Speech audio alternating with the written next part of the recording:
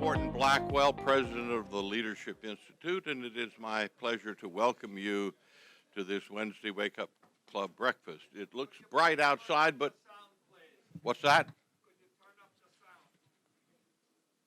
Hey, what? Get closer to the mic. All right, I will do that. It's bright and sunny outside, but since almost all of us, except folks who are in the dormitories, have experienced it, it's still chilly out there. But I have to say I enjoy the long springs that we have in this area. Where I grew up in Louisiana, there are two seasons. One of them is too hot and humid, and the other is chilly. But here we have four real seasons in this area, which is nice. We live in interesting times. There is an evil empire that the left has built on most college campuses, and we have been doing things to go on the offensive about that. And this morning at 6:50, as I was getting ready to come over here, my home is only 3.5 blocks from this building, I'm happy to say. I was watching Fox News, and there was a campus correspondent of campus reform being interviewed by Steve Ducey on the curvy couch at Fox News. And this young man is from Hofstra University, and he gave a wonderful presentation of what he, as a student at Hofstra, is doing with others to stop a handful of radicals from achieving their current aim, which is to tear down a statue of Thomas Jefferson that is on the Hofstra campus. And the battle goes on. I encourage you to live tweet today's events. There's a hashtag on the screen. In 2019, the Leadership Institute has already trained 1,341 students in 40 separate training programs, and since 1979, Leadership Institute has trained a grand total of 210,414 students.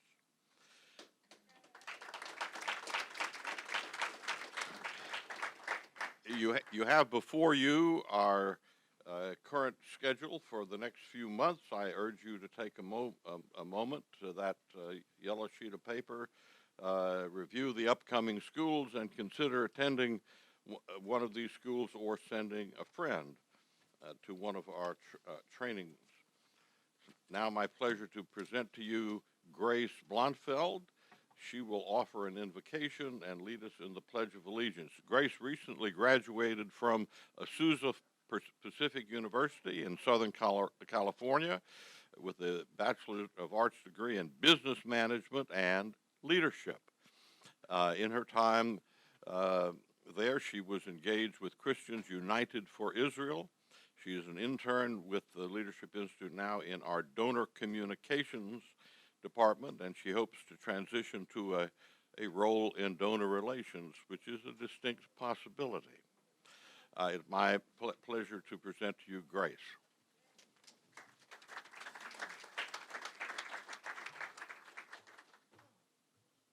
Thank you, Morton, so much for that introduction. Would you rise with me as we say the pledge? Ready? Begin. I pledge allegiance to the flag of the United States of America and to the republic for which it stands, one nation, under God, indivisible, with liberty and justice for all. Thank you. You may be seated.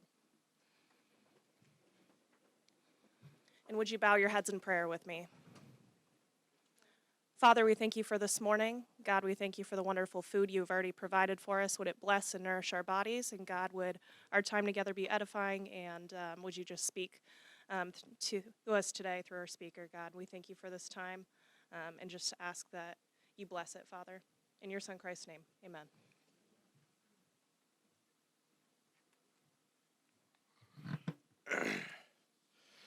We had scheduled at this point to have David Blair, the director of our Youth Leadership School, to give a programs report, but David is right now boarding an airplane to go off on Leadership Institute business.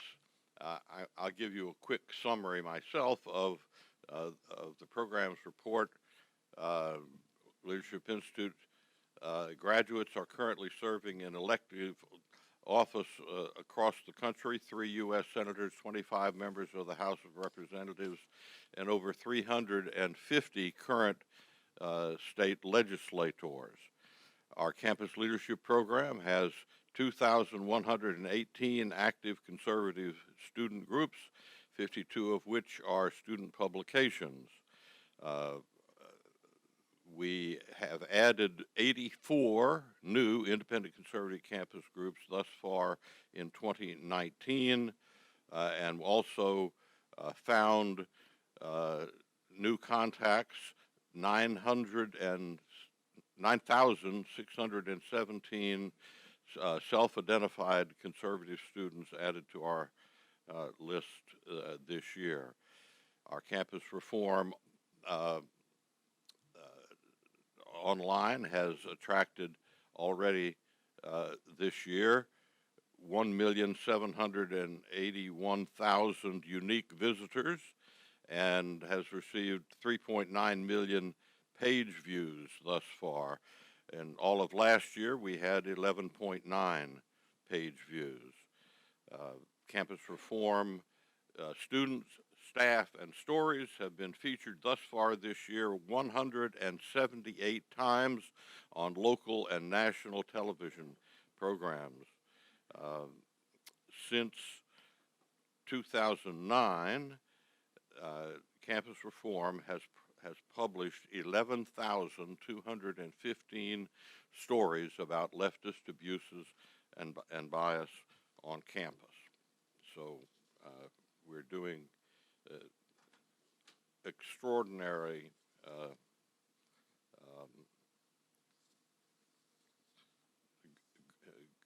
good and massive work. And now I'm going to introduce to you George Karpus of the Karpus Family Foundation. He is here today to make a first donation from his family foundation in the amount of $25,000, and he's come here to make a ceremonial presentation. He is a new donor. Although this is his first grant, we're hopeful that it's not his last. And because it's due only to the generous and dependable support of our donors that the Leadership Institute can train thousands of young conservatives. So, George Karpus.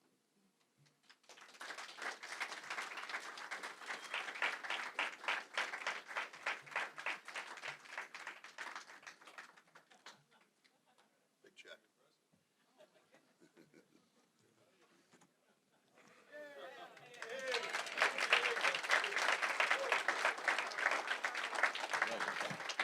Thank you. Thank you so much. You want to say a word or two? Just want to thank Paul LaPerry, who's on our board right here, for introducing me to the Leadership Institute. And you guys are doing a great job. Keep the good work up. I'd like to see you get on campuses around town. I think we each can, try to get you some inroads into that. And I'm just happy to be here. We share something in common. Our parents always voted Democrat, and we're registered Democrats. And that's what we have in common. And I think they'll be proud of us today because we care about democracy, we care about freedom. And let's keep this good work going. Thank you very much for letting me be a part of this.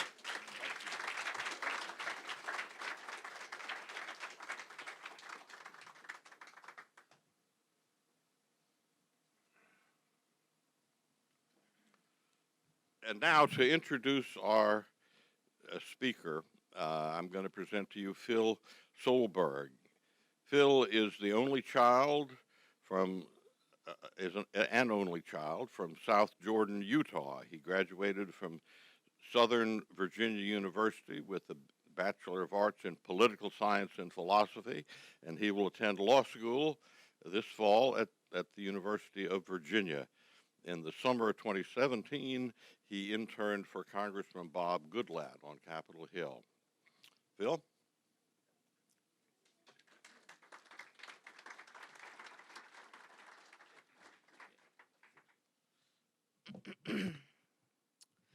Dr. Alejandro A. Chafuen is the Managing Director International at the Acton Institute. Previously, he was the president and CEO of the Atlas Network from 1991 to 2018 and the founder of the Hispanic American Center of Economic Research. He is a graduate of Grove City College and the Argentine Catholic University, Buenos Aires.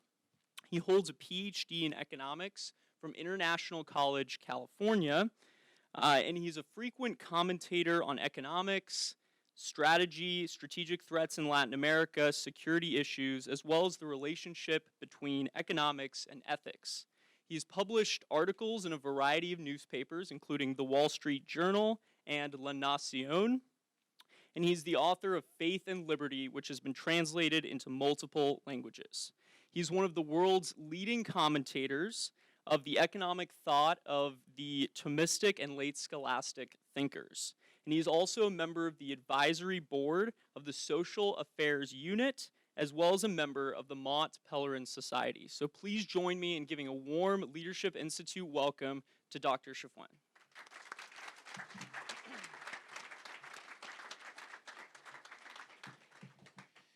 Thank you. And to the organizers, I'm going to be telling you a personal story, but I devoted all my life to freedom, so I could go on and on. But it's okay. 30 minutes should be okay. 30 minutes, so I will. And when I say a personal story, when I was the age of some of you young students, I was at the Catholic University of Argentina, and there was a major effort by the communist powers to take over South America. Inside the Pontifical Catholic University of Argentina at the time, we had a terrorist cell. Chile was in the grips of President Salvador Allende, who was ready to do the last step to take over Chile by force. The ships were coming from Russia, and Chile got word about that, and when it reached Brazil, it went back. All this is recorded history, I can send you the papers of the deputy director of the KGB, which is published. He spoke about this when it seems that the tide was turning a lot into our favor.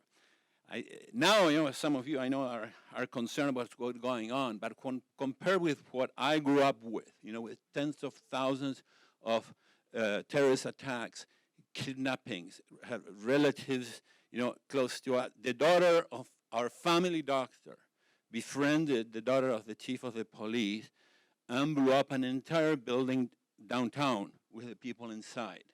Now, she was only 18 years old, 17, and her name would be like Mary Jones, very popular. So when I read the newspaper that morning, oh, look, Mary put a bomb. I said it joking, but it was, people inside our families were fighting an incredible war. And seeing this, I decided to devote my life to freedom. And so my life has been a great adventure. And I'm going to be speaking today mostly about Venezuela, which is what I was asked to do.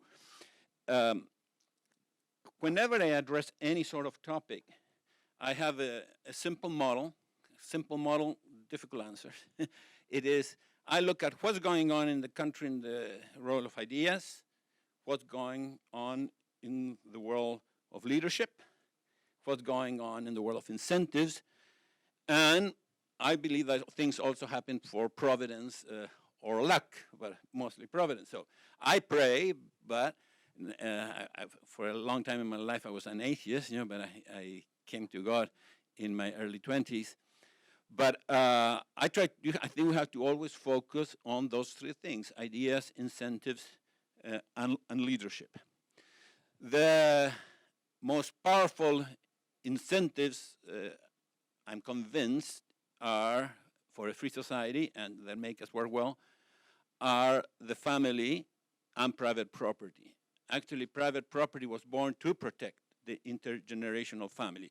For those people who have doubts, I always tell them, look, if you don't believe me, at least believe Karl Marx and the Marxists, because those are the two institutions that they always try to destroy, the family and private property. Incentives, you know, those of us who are economists sometimes define economics as incentives matter. And for me, working for those two major ideas and incentives, private property and the family, is what makes country great. But again, ideas without action are what? Just ideas.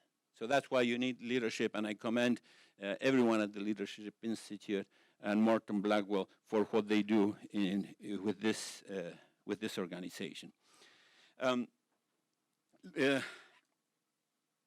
Morton is really another great example. When I came to this country in 1985, after marrying with a wonderful American-born lady with whom I'm still married, you know, and I think marriage is a fantastic thing, a needed thing, and it's under attack. And then I moved to California to work with who died as Sir Anthony Fisher, at the time Anthony Fisher, a guy who started a think tank called Institute of Economic Affairs in London, which helped change the world, because England, as you know, perhaps many of you know, that for decades was going down the hill, adopting a socialist model, social democratic model, and they were squandering all the great human capital that they have helped create for centuries. So I started I was the youngest member ever of the Mont Pelerin Society for many decades. In 1980, I became a member, so next year will be 40 years since I became a member at Hoover Institution. And so I went to visit friends, and I saw that Anthony wanted to change the world by changing ideas, by finding leaders, by empowering intellectual entrepreneurs. And I started volunteering my job, my work. And as only in America can happen, you know, in 1991, this guy with a funny accent became president of the Atlas Economic Research Foundation. We had 15, 17 think tanks when I joined. And when I left, we had approximately 400 groups in more than 110 countries. But then I decided to join a group that I helped start called the Acton Institute for the Study of Religion and Liberty. People confuse it, called the Action Institute. It's named after Lord Acton, you know, renowned for that famous aphorism, you know, power tends to corrupt, and absolute power corrupts absolutely. So in the early 90s, we created a think tank based in Grand Rapids, Michigan. Again, it was on top of a garage with a part-time employee. Today, the Acton Institute is an organization that, again, our network called Poverty Cure has 450 think tanks in 140 countries. We are blessed to have 2,000 donors, and we have to fundraise each year approximately $12 million. And we work all over the world. Our mission is fantastic. You know, we promote a free and virtuous society, which is characterized by individual liberty, but guided by Judeo-Christian principles. We try to use the best possible social research and economic research and bringing to the moralists or convince the moralists that the free society is and the free economy is totally consistent with Judeo-Christian principles. I think that if we don't win the moral battle, it will be very difficult to win the battle for the free society. And Morton has been always a great example. Now, it's very hard to get attention of people in this great country with what is going on in Latin America. We defeated I mean my generation, defeated the communists before the United States won battle against the communists, correct? Because after Yalta, there was this peaceful thing. But I know that Margaret Thatcher, who I had the pleasure of meeting several occasions, used to say, we won this battle without firing a single shot. Now, look, tens of thousands of people fought for the same dream that the Americans had, for our sacred rights, of life, liberty, and the pursuit of happiness in Latin America, in Afghanistan, and in many other parts of the world. So I really get passionate when I speak about freedom, because it was really a difficult battle. Now we have to preserve it. But again, as Latin America was able to defeat communism, the U.S. is not very concerned. It's concerned if it touches the borders, a little bit with what was going on in Colombia, that's, the Mexican border. But the Cuban situation is sort of contained after Kennedy and the missile crisis. But Morton, I was just landing in California, and we received a call at the Atlas Foundation, and it was you and your assistant asking for contacts, and we were going to Latin America, and then one of your best chapters was in Chile. And that country, Chile, that was like the worst in the early 70s, is now like the example for Latin America.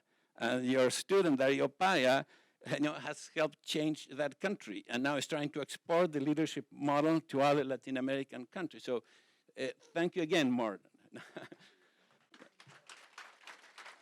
Now,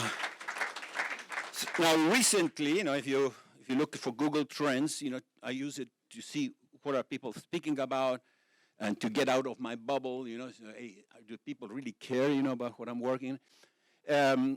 Venezuela has gone way up, in the rankings of searches in Google, only second to China. And it's basically, I think, mostly because we had a major change in the administration that is taking the situation very, very seriously. And I think that it's a very welcome change. In the previous administration, not only was looking at the other side, it was trying to form relationships with two major allies of the Venezuelan dictatorship, Cuba and Iran. At the turn of the century, I was seeing the world of defense and security and economics coming together, the same freedom that we have to move around borders as people could be used to smuggling terrorists, the same freedom that we had to move money could be used to fund terrorists, the same freedoms, to be able to move a little refrigerator across borders and smuggle them due to the big taxes could be used to smuggle the shoulder missile. I say, hey, the world is getting dangerous. So, and then September 11 happens. So I helped start a network which is now an independent organization called the Secure Free Society Center for a Secure Free Society, focusing on everything has to do with defense and intelligence. It's being recorded, but what I'm saying is true now. So we have been on the organization tracking more, I left the organization, but I'm still a funder through one of my foundations. We became the major people who are tracking Hezbollah in Latin America, and the role of China in the Americas. My native country suffered 2 terrorist attacks by Hezbollah in Argentina. They blew up 2 buildings, and killed dozens of people, more than 100 people. So I'm not, again, a lot of what I'm going to speak also about Venezuela is direct knowledge. It's not, because I have been an actor there also for 30 years. But we had guys coming up with information to the part of the administration about the malfeasance of Cuba and Iran, and they didn't want to hear. Luckily, President Trump, and even when he was candidate Trump, was open to hear from some of the people of the team of the Center for a Secure Free Society, and from day one began acting to tighten the noose around the dictatorship. So the change has been radical. As you know, the treaty with Cuba was modified, so only some private sector parties are able to continue dealing with Cuba, but not people who are helping Cuban tighten their intelligence and defense apparatus. The same happened with Iran. So again, the topic is so large that I will focus a little more on the role of leaders, and we'll touch upon the topic of ideas. And as I will speak a little bit about, mention the bishops, you could say that I'm touching almost all the topics that I think influence where a country will go. And again, ideas, incentive, leadership, and providence and luck. You have heard about a person who is the current president of Venezuela, interim president, Juan Guaidó. He was the head of the Venezuelan National Assembly, their Congress, and he is a part of a party called Voluntad Popular. In English, it's called Popular Will, and the Constitution allowed for this to happen. The founder of his party is Leopoldo Lopez, who have engaged in programs in my previous organization. Leopoldo is a talented leader, but his party, Voluntad Popular, is part of the Socialist International. I know in the United States you say Socialist International, and again, I'm not a fan of 90% of the parties that belong to the Socialist International. But some of those parties are social democrat and they're not totalitarian. The view of society is more like the view that you have in Scandinavia, more than the view that you have in Cuba or North Korea. But again, I think 80% of the people in that crowd is not the people that would feel happy here, correct? But again, compared the views of Voluntad Popular, popular will, with what you have today in Venezuela, is a great advancement and improvement. I have been in record in writing in Forbes and in The Blaze in favor of the liberation of Leopoldo Lopez. He was in a rally calling for peaceful demonstration, and he was detained unjustly. They broke his soul in a way in jail, separating him from his wife and kids. So it's very tough. It's easy to judge. If you guys, but some of you might have been in jail unjustly in another country, but when you're in jail in your country, with almost no recourse, it's tough.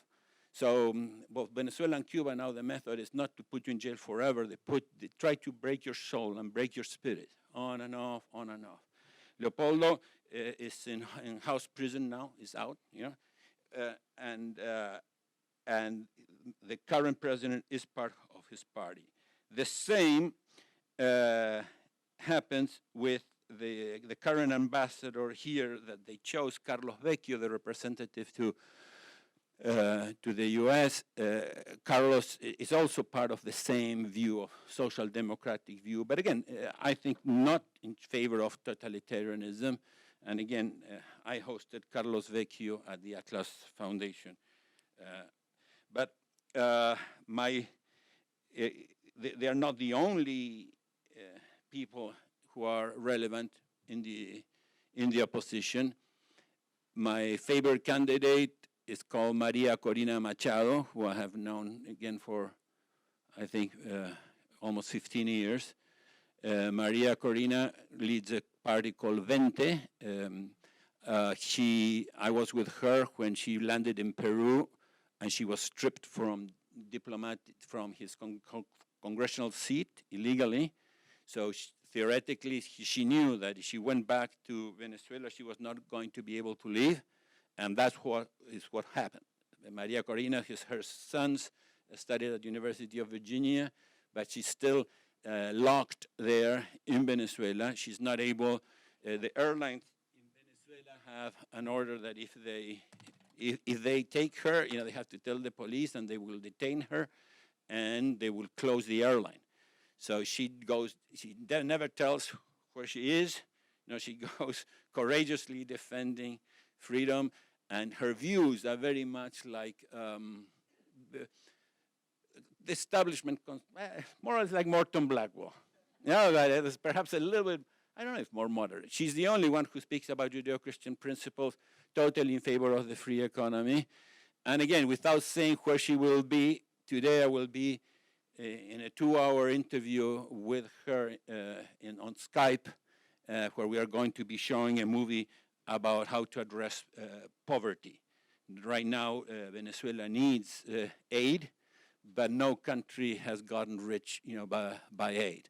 If something is going to save Venezuela, is their great human talent that now is being completely destroyed and attacked by the socialist policies of the current regime. Sorry, but I need a little bit of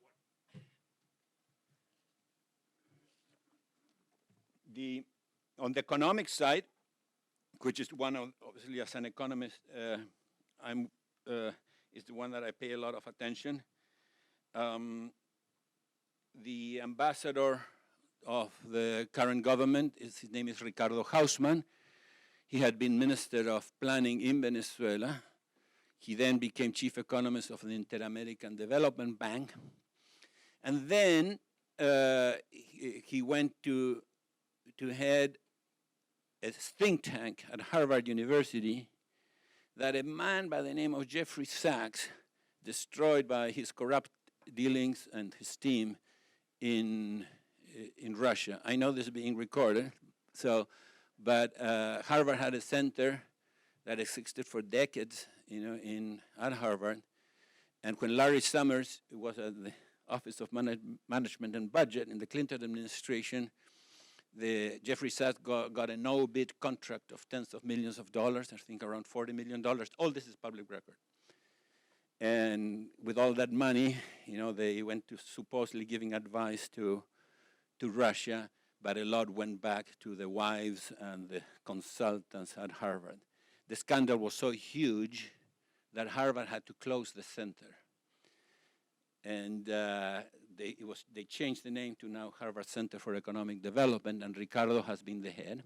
He's a person very friendly to markets, more how we would call establishment, status quo, so he would like to work with the current his current economic plan is based mostly in recovering the oil industry. As you know, Venezuela is the country with more oil reserves in the world.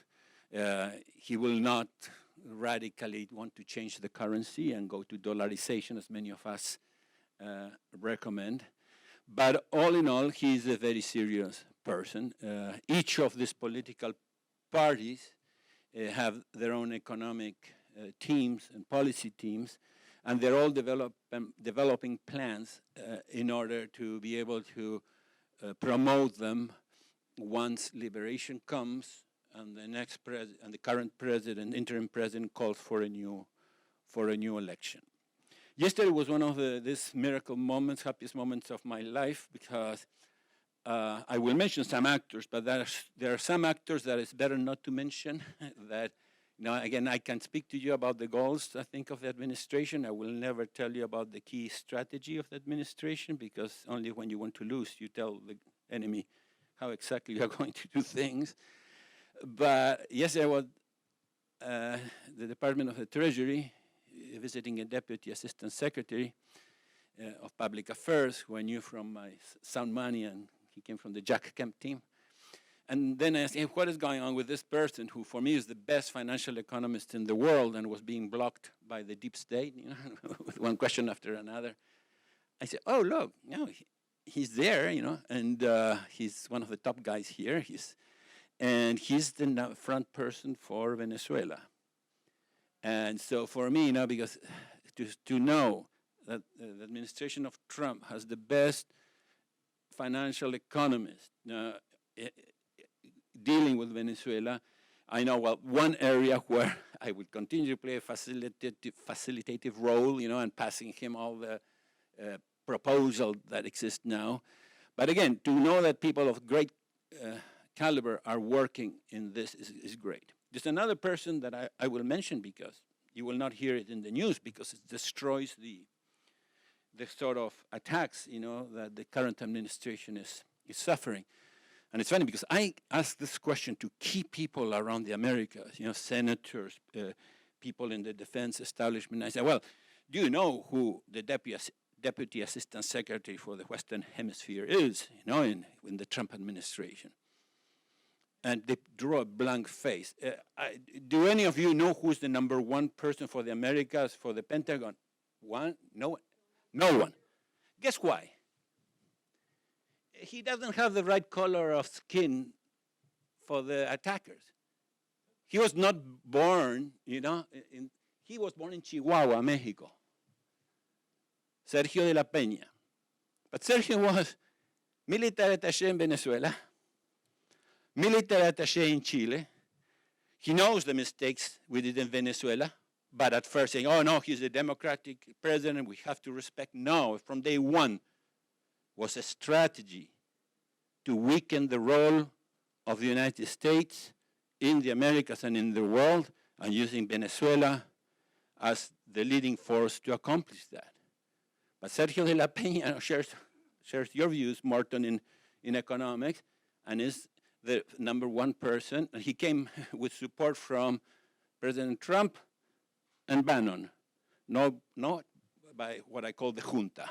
The junta are the Ivy League military that first Trump decided not to fight against all the deep state, and follow. I think he must have enjoyed his high school part in the military, and he had Master Kelly, Mattis, to that point that one of the leading think tanks in the world, appointed John Allen as president, Brookings. So they appointed a peer of the junta to see if they would perhaps get it outside of their bubble of Embassy Row, now called Think Tank Row here in Washington, D.C. So again, I've been mentioned some of the players, some of the local players, and I can go on and on because again, I have been, whenever I have a chance and I have some security, I think I have been going to Venezuela, but again, I have not been there for the last 2 years and a half. So I mentioned the political insiders, like Leopoldo Lopez and Maria Corina Machado. There's another guy, Enrique Capriles, Radonsky, who is more moderate. But in the mention from the outside forces, what is going on? Part of the Socialist International, like Felipe González, who was the first socialist president in Spain, has played a very salutary role, very helpful role. He believes in division of power, but the last socialist president, Rodríguez Zapatero was president and prime minister in Spain before the current one that we have, which is Pedro Sánchez. Now it came Aznar, Rodríguez Zapatero, Rajoy, Sánchez, and now they have elections in April in Spain, like very, very important and very relevant. So one of them has been an agent of communism, Rodríguez Zapatero, repugnant, amazing. But some of the socialists have played a friendly role. A key one is the head of the Organization of American State, Luis Almagro, a guy who was on the left of the left, was like a Che Guevara guy in Uruguay. And despite the government of Uruguay and the government of Mexico are two that are still supporting the dictatorship in Venezuela, Luis Almagro has courageously worked to promote freedoms in Latin America. And so I commend Mr. Almagro. A group that I have to mention, because at Acton we have been working for many years with them, are the bishops of Venezuela. We don't mention names, but even if you ask people from our Cato friend allies, that know something about Venezuela, who are the best group and the most united group and that can help for the future, it is the Conference of Bishops of Venezuela. Unfortunately, I cannot say the same about the Vatican, and especially my compatriot, Pope Francis, who I love as a human person. As a Roman Catholic, I have to believe in the Holy Spirit. Mostly in the Holy Spirit, more on the ideas of part of the Catholic hierarchy. There's a courageous, the former head of the Catholic University, a Jesuit, Father Luis Ugalde, also have been superb. He's in his now late 70s. His roommate in the Jesuit was a member of the Mont Pelerin Society, one of the few Jesuits that we had in that free market society. And again, they are going to, I think, hopefully play a role in the transition. Transitions away from communism are very, very difficult. I follow them closely. I'm also on the board of groups in the Czech Republic and in Poland. And what happened is what is called the issues of distributive justice, the justice of how you deal with things that are held in common, not taking from the rich and giving to the poor. That's not distributive justice. That's theft. But how do you restitution is a tremendously difficult issue. It's always uneven. Once you take the loot of the thieves, and give it to the victims, when you run out of that money, in order to pay a victim, you have to punish another victim. What do you do with the courts? Countries like Poland and others, in many countries where they left the judges of the previous communist dictatorship, they're still suffering with those issues. I know the case in Slovakia, where I have worked, Slovenia, where I have worked a lot. Some people got back factories totally destroyed because they were artificial. They get the factory back, they were zero. It's like a black hole. You lose money when you get the company back.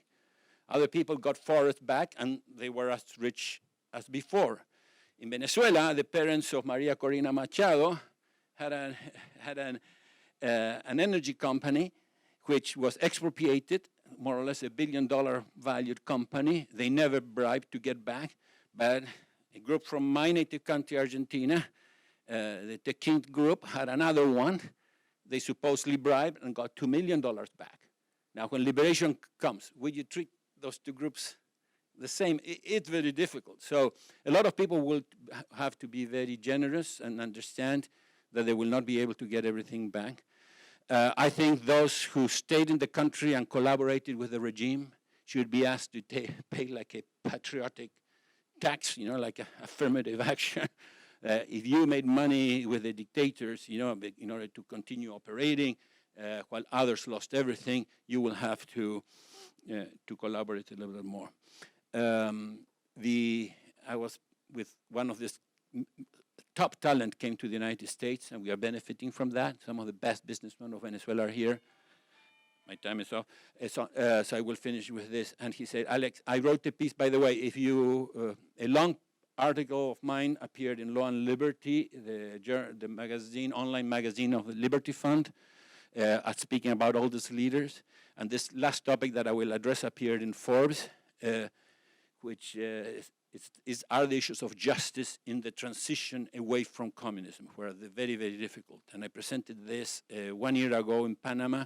We took 30 people from Venezuela, Acton Institute, for training. It was great timing because a week afterwards, Venezuela broke relationships with Panama, so the people would not be able to come. And I was chatting about my piece with this former banker, and he said, Alex, we have to be very careful. We are not the millionaires now. The guys who escaped Venezuela, and started a new life here, the billionaires are all these ones who have dealt with Maduro and Chavez, and with this fake exchange rates, whatever, they have billions all over the world. And if you don't know your client, when you open up the economy, they are going to be the main owners of everything in Venezuela. The same will happen, by the way, in many countries that have narco issues. I know some of my libertarian colleagues, and I believe in a certain degree of drug legalization. But if you liberate a situation where most of the wealth is in the hands of the drug cartels, and you open and you launder all that, you end up in a country who will be owned by the worst people in the world. So know your client will be key in this second stage. Again, I see some of you, I think, like politics. When we heard of this oligarchs, we call them. Sometimes the kids of rich people doing these dealings, creating fake companies and getting the money from the Maduro and Chavez regime.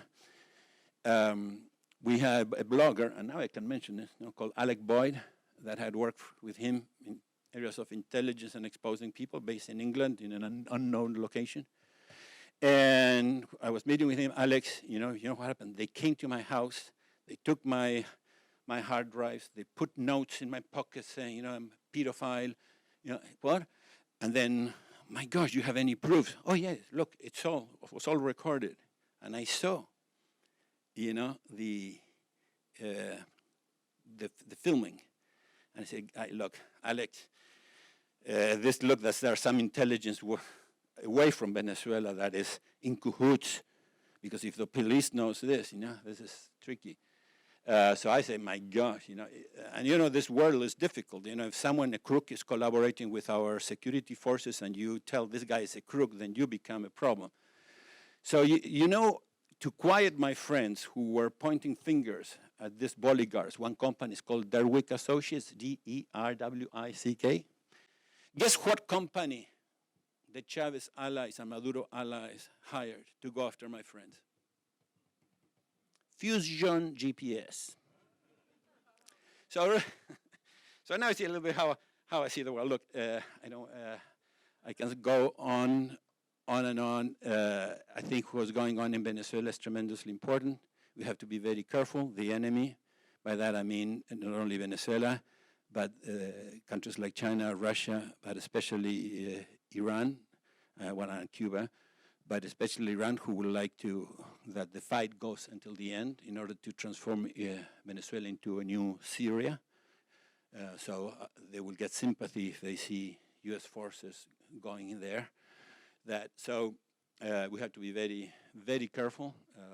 I'm not in favor of low-intensity wars. The low-intensity wars that Elio Abrams said it was okay in El Salvador ended up with 80,000 dead in a country of 2 million people. So this is more than 1.5 million people that would be dead in Venezuela if we do the same thing. Our side doesn't have weapons. I'm not advising that we distribute weapons, but yes, that we continue the intelligent effort of going after any type of person who deals with a dictator, tightening the noose, trying to isolate the worst people, until the right moment comes for hopefully an international operation without U.S. forces. So again, it's tricky. I don't know where it will happen. I suffer for my friends there, but I tell them to be careful because, again, I follow Turkey a lot, and Erdogan is a tricky issue. Now we'll see. He lost 2 elections in major cities, but Erdogan confronted a deep state, the Kemalists, then allied himself with the Gulenist, another deep state. But then he said, hey, I don't have any deep state, so he creates his own deep state. It's a problem. What the deep state is doing here is also very damaging, because one alternative is you build your own deep state. And who suffers? What suffers? Institutions. So powerful bureaucracy that they think they own the country, can be destructive of all the Republican principles and institutions, that make us want to be American. So, but Erdogan sort of let happen a coup in order to put thousands in jail.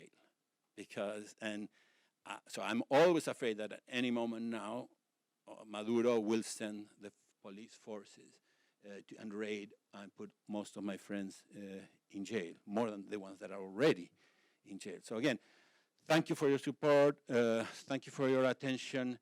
Keep Venezuela in your minds and your prayers, and keep supporting the Leadership Institute. So thank you so much.